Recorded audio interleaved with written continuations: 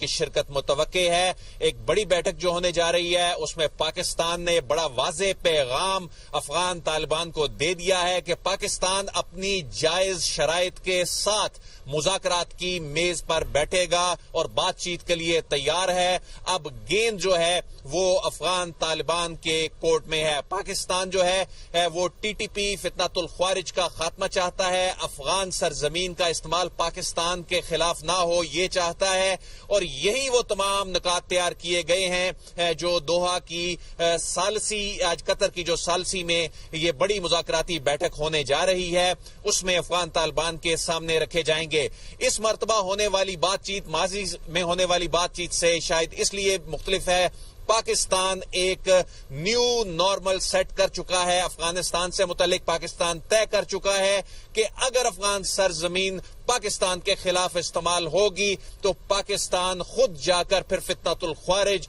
और उन दहशतगर्द ठिकानों को के खात्मे के हवाले से इकदाम करेगा, जो कि ISPR की प्रेस रिलीज थी 12 अक्टूबर की, उसमें भी ये चीज वाज़ेह कर दी गई थी। आज भी ये एक मरतबा फिर इस